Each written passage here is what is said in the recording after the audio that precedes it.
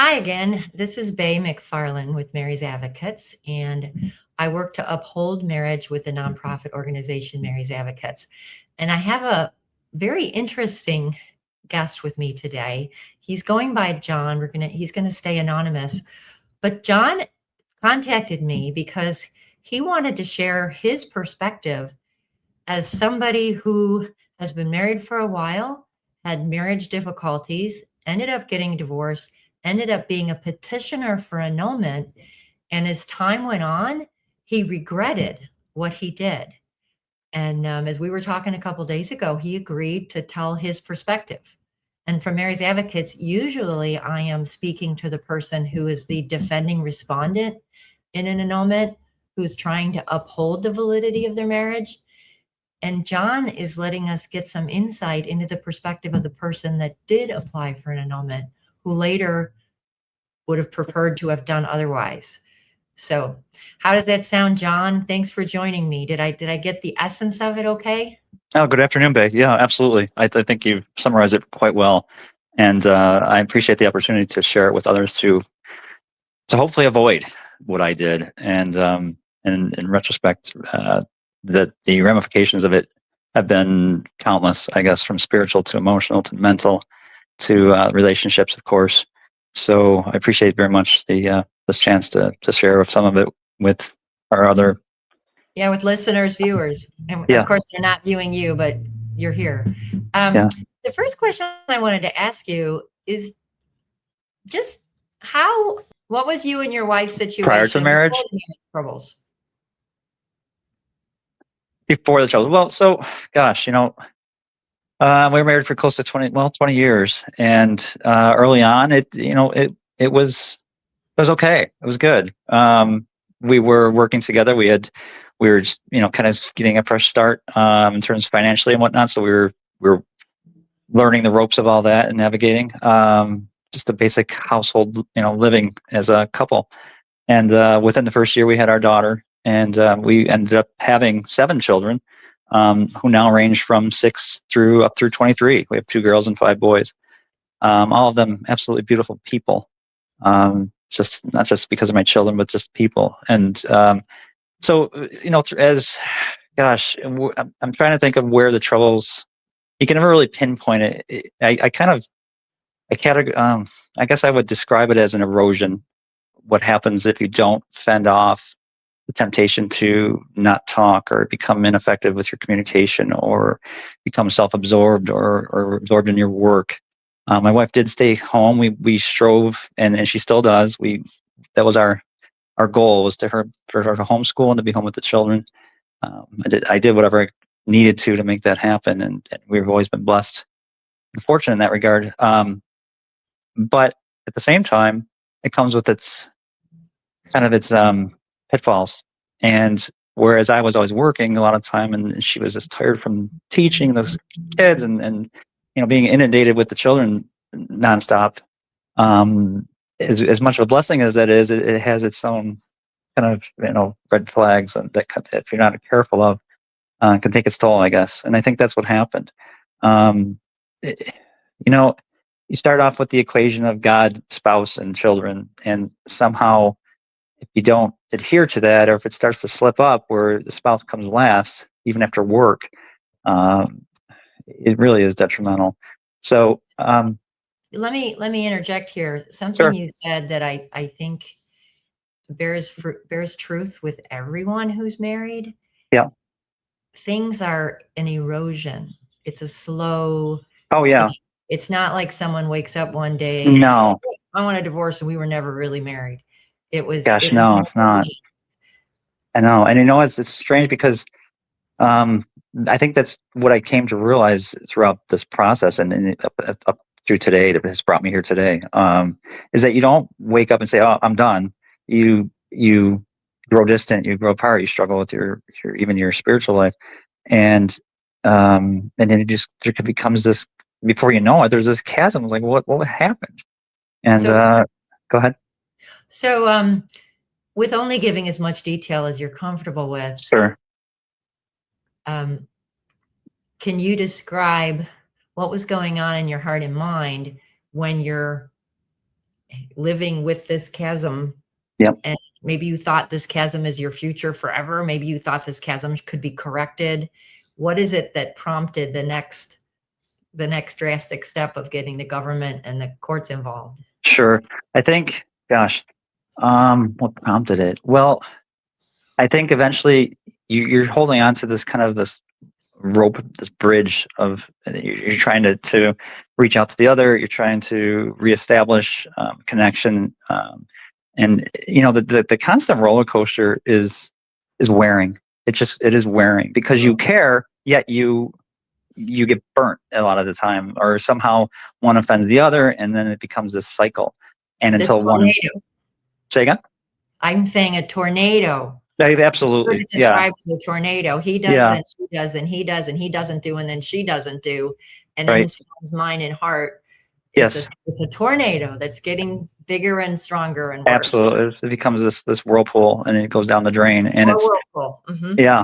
And honestly, it's on paper we did all the things that you're supposed to. I went to men's conferences. I was a devout, her prayer life is solid.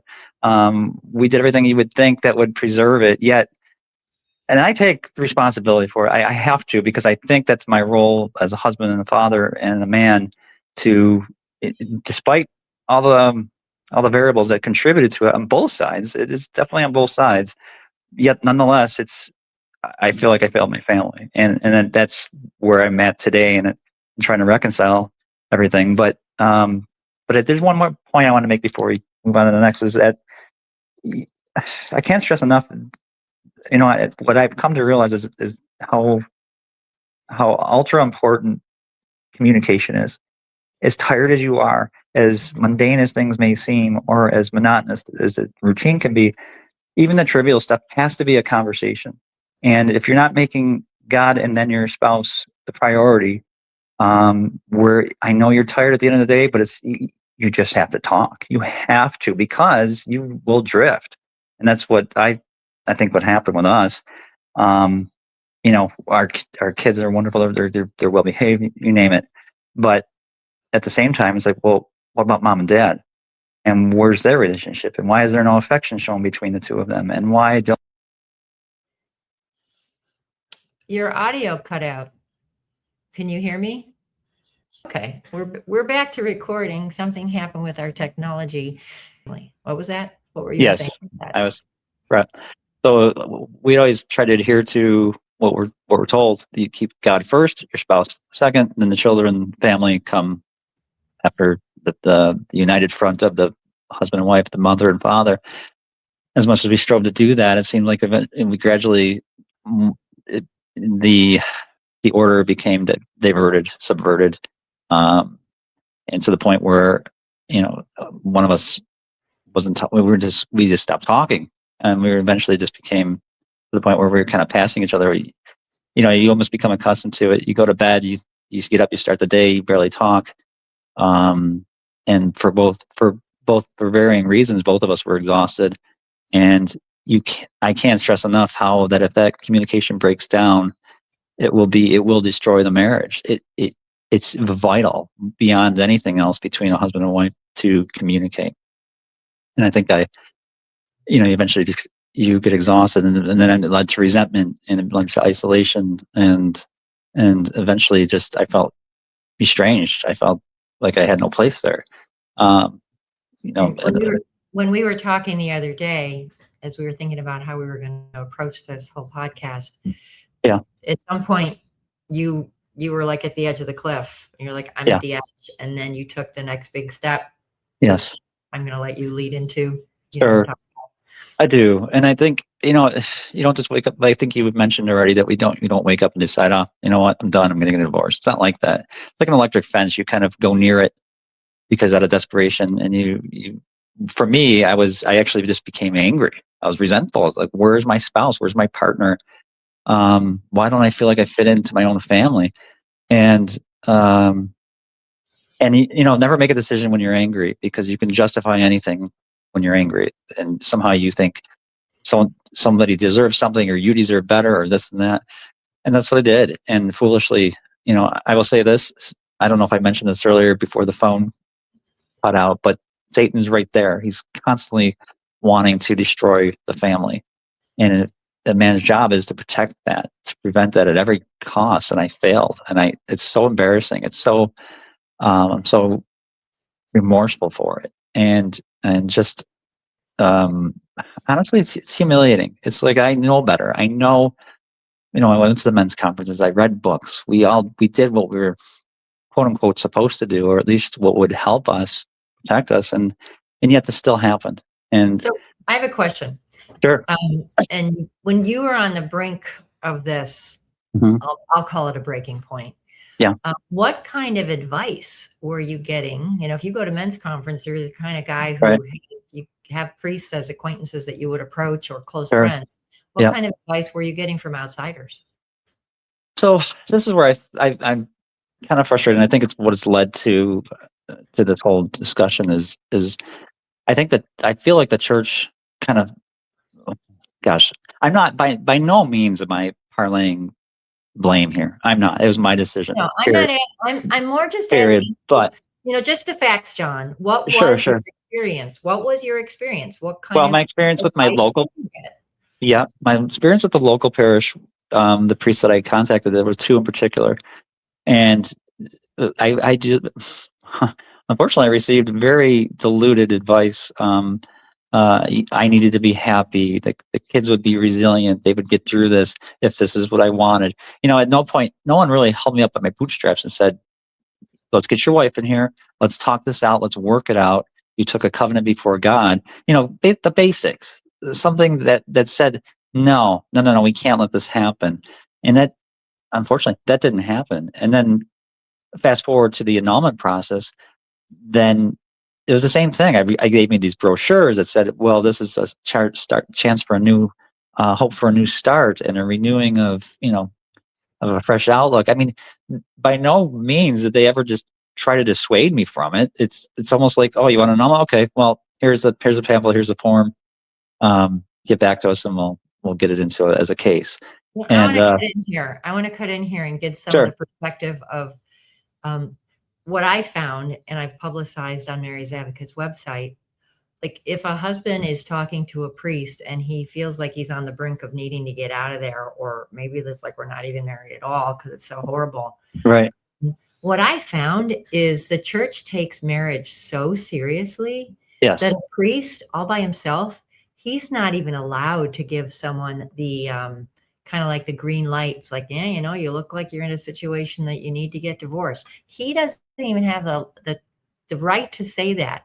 Just kind of like a priest. Maybe you hear about people who want to get married in a non-Catholic service, or you want to marry a non-Catholic, or for whatever reason, you have this great destination wedding, or you want to marry outside. It's like Catholics and one priest don't have the authority to go outside of the system. And I know people get, especially in the United States, we're all about, freedom and autonomy. People get a little prickly when I start talking about governance. But if we don't have any governance at all, everyone is living in the Wild West. Absolutely. You're living in the Wild West. It's the survival of the strongest. If a man doesn't like his wife, he can kill her. I mean, not so. I totally appreciate that our church has to have some governance. And the purpose of the church's governance is heaven. And marriage is part of God's plan for like bringing new souls into existence. And in the old days, the state kind of recognized that stable marriages were part of a stable society that raises citizens. But anyhow, back to your situation. If a priest says to a very disheartened, kind of desperate spouse, well, you need to be happy, your kids are resilient. He's just flat out incorrect about what the proper governance is within the church for cases of separation of spouses. And so many people I talk to, it's like they've never heard of it. Their priest never heard of it. It's like, this is what they did for decades in the United States. It just kind of got dropped 2 generations ago. So it's like, if priests could see what I found about the church teaching and doctrine, and a priest is approached by someone who's on the brink of desperation, he would have said exactly what you described, which is, well, let's get both of you in here. Right. What's going on? We need to Yeah. work on reconciling. And if one of you is like, I can't stand it, I need to get a divorce for these reasons, he'd be like, you may be right that you do have that rare situation where divorce is suitable for your situation. Sure. But Yeah. I don't even want to be the one that guides you into that, because this is so important. Exactly. Right. We have a structure in our church, Yeah. and there's people who are trained, and there's reasons that justify separation Yeah. that might have nothing to do with going to the civil courts. There are reasons that might have a reason to go to the civil court. There's limits to what the civil court to do. So I Yeah. just wanted to bring that all up, Yeah. because there's a contrast between what our own doctrine and canon law say should be happening Yes. when a couple is on a brink of desperation or on the cliff, and one person feels like, I got to get out, or I should get out. The Right. worst thing to say is, you Right. need to be happy and your kids are resilient. Oh So my that's gosh. my Yeah. rant. No, and it's a valid and I agree with every word of it, honestly, especially in retrospect.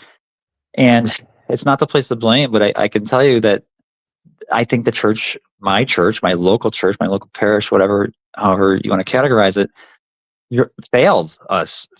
just did a disservice to the sacrament by not emphasizing the seriousness of it, by not making an effort, and like you said, seeking a higher authority, because it's such a serious um, I think law and covenant that you take before God, that to dismiss it the way it was with me, it was so lightly, and I can't. It's no wonder that marriages are struggling when you're getting this kind of advice. If you compare the talks, an avid follower of Bishop Sheen, and you can still hear his talks on YouTube. And you listen to the way he spoke about marriage, spoke about marriage and divorce and children and family and protecting. And compared to now, it's night and day. I mean, I could be wrong, but it seemed like You're right. One of the talks I point people to is a Bishop Fulton Sheen Mhm. about marriage. Can you go on now and continue Sure. what your experience was, as well as what was going on in your heart and mind at the time? So you're Yeah. filing for this annulment. What kind of advice were you getting at that time, and what happened, and how did you feel about it? Well, just in terms of I wasn't really getting much advice from the tribunal. It was really kind of odd. There was no kind of, I guess I'll call it, counseling. There was no direction given. It was literally a kind of a very formulaic formality, that submit your petition, go through your 20 years history, and the generic questions that they ask. But at no point was there any kind of attempt to intervene. No attempt to redirect. I had zero. I can say literally, I would call it zero contact with any priest within the process, to even, like you said, to make one last ditch effort to say, "You sure you want to do this?" Nothing of the sort. So the process was kind of a very lonely one. There was no. In fact, I had to keep. I kept calling them. So what's going on? Where are we? And but you had asked about what was going through my heart and mind at the time, and I have to say, there too. I think it's this. I think, like you said, there's probably very, very rare instances where an annulment might be called for, and that's a big might be called for. To me, it's a selfish move. I felt like I was doing this for me, and I felt justified because I was resentful and angry about a myriad of things. But what's going through your heart and mind at the time is really kind of it's clutter. It's not, you're not thinking clearly. I certainly wasn't. Um, Did you have any helper person? So maybe you weren't corresponding with the tribunal judges, but was mhm. there anyone in the diocese who was like your point man, who you met with when you started the whole process, or talked to you ever along the way? Do you Yeah, remember? I do actually. So there was, and I don't even know how I came about it, because it wasn't within our parish. It was in another church. And I started speaking to a priest. I don't remember how I must have, either I got referred to him, or I just, Right? But you don't remember is significant, because this wasn't 35 years ago. no, correct. So I can't, to be honest with you, I don't recall how I came about speaking with this priest, but I met with him several times, the course of couple of years. Um, while this process was taking place. And the same thing. He I hate to make a, I'm not trying to make a character assassination, but gosh, I just don't think his directives were in line with the church's teachings, let alone, God, in this and scripture, what have you. It was his advice to me, honestly, was bad. It was watered down. You need to be happy. The kids will be fine. How are things going? How are you feeling? Hang in there. Very, very generic. It really was. It was kind of alarming now that I look at it. Now, I Uh, have a question that you're not prepared for. okay.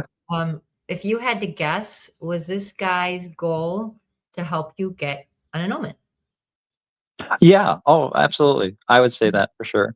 There was never was a conversation to dissuade the annulment or to rethink what I've done. Yeah. Oh, absolutely. It was almost like I won't say he was a proponent of annulments per se, but he definitely didn't, think there was anything wrong with what I was doing. Yes. You know, um, So you used the word that began with you said it wasn't chaotic. Was it chaotic? Was it confusing? What was it's that? cluttered. You're Cluttered. cluttered, as in like it's just messy. Your mind is a mess. Okay. Because I gotta tell you, the torment that comes about from an annulment or just even the divorce, because what you don't realize at the time, because you're justifying everything under your own emotions, at least I did, and you don't realize how, at least I didn't realize how your family is like a pond, and when this happens, the wake that comes about is in many ways, you're unprepared for. You are shocked. I was shocked by it. The kind of the backlash from our community. We knew a lot of families and kids and whatnot. It's a small Catholic community, I guess. Everybody seems to know each other. So there was gossip, there was backlash, there was hurt, there was accusations. You name it. I want to ask you a question. Sure. I've got in my mind a pond. So a family is a pond. Yes. Ponds are gentle. Yes. Ponds. So is this Correct. like a tsunami that comes in the pond? Is it Yes. an earthquake in the pond? Oh, Is it it's a a water tsunami. I mean, drain? like the water, like the splash happens, and there's no water left in the Oh, ditch. okay. So it's a That's what I meteor would hits a pond. correct. So yeah, it's like a meteor. Oh, But like I never stopped to think about how this would affect my mother. My father's passed, but my mother's alive. My in-laws, our friends, friends of my kids and their families. There's just um, just a very startling um, ripple effect. And I didn't, you think, okay, you're keeping it private, you're keeping it quiet in your family, but no, it gets out, and then people make judgments and accusations, and it's hurtful. It hurts because they have. No, I'll give this much. I'll say this much to the Catholic community, and I guess people in general. You don't know, as much as you want to say you can draw your conclusions. You don't know what happened within a marriage between two people on a day-to-day basis. You don't have a clue. So keep your mouth shut. It's that simple. And we encountered all sorts of things. Some of it which I experienced, some of it which my wife has recently told me because we've been talking more. Um, so so yeah, it's ugly. It's just ugly. It's a horrible tool of, I'll say, a tool of Satan. yeah. Let's identify the enemy here. The Yeah. enemy's not the husband. The enemy's not the wife. The enemy's not No, the but yet you enemy. make it each other. Who's And, having and even yes, families dropping meteors on them. right. Ponds, Absolutely. and then the kids. So, Yeah. so you petitioned for annulment. Hmm. Uh, you had talked to me before about how the tribunal locally said your marriage was valid, and then there's a next step where one can appeal to another tribunal. So your Yes. helper person priest Yeah. arranged for that appeal to happen, and then as months went by, in the end, In the end, here I am trying to reconcile reconcile and reunite my family. I guess I I was shouldn't say the end because the story's not over till No, it's long you are from dead. over. So at this Long from stage, Yeah, your marriage was found by the church to be to be valid. to be valid, To and be your valid. part now is your goal Is now. If you can get it, if you can, what's your goal now? well, my goal is to have my wife accept me back and reunite our family and go forward and commit, remain committed to the covenant that we took, the vows that we took.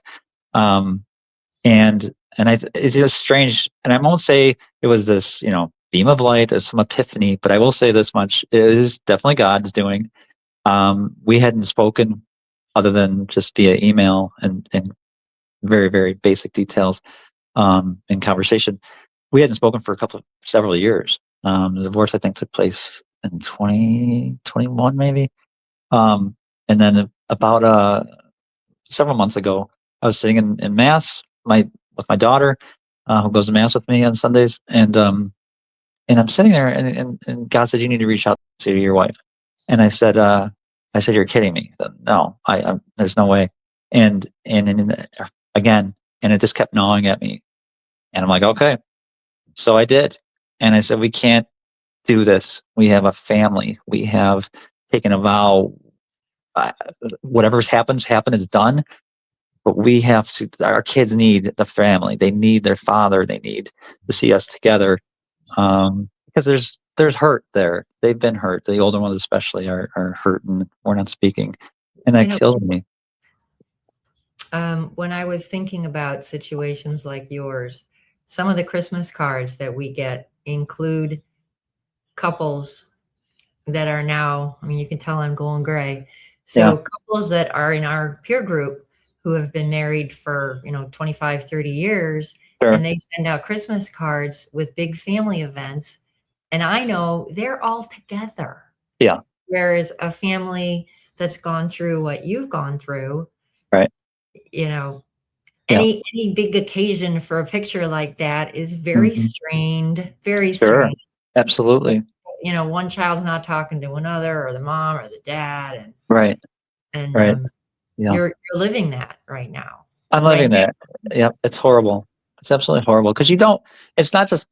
It's on so many levels, and I think the greatest one for me is the fact that I let my family down. That I feel like I know I failed.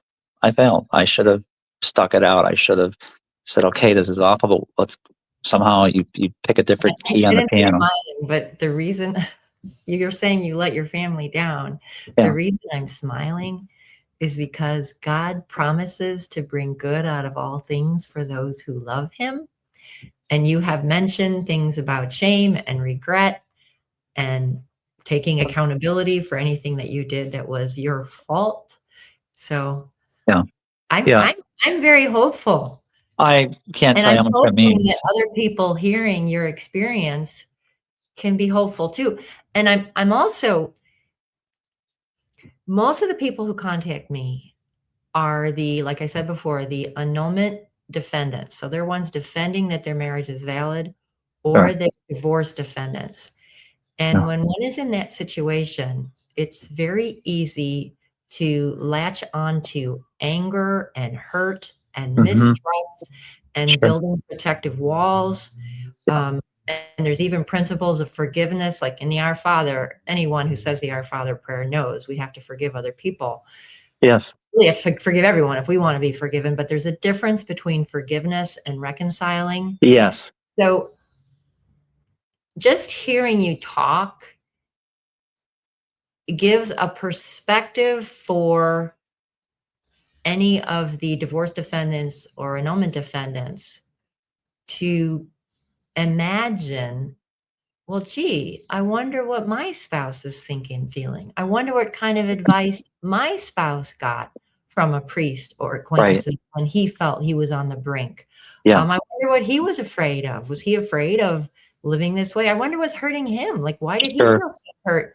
What Yeah. drove him to this? What made him feel so desperate? Or him or her. It could go either way. Right. And the same thing with annulment, because from what I've seen from annulment respondents, some dioceses just tell a petitioner, answer this lengthy questionnaire Yes. about your premarital and postmarital history, Right.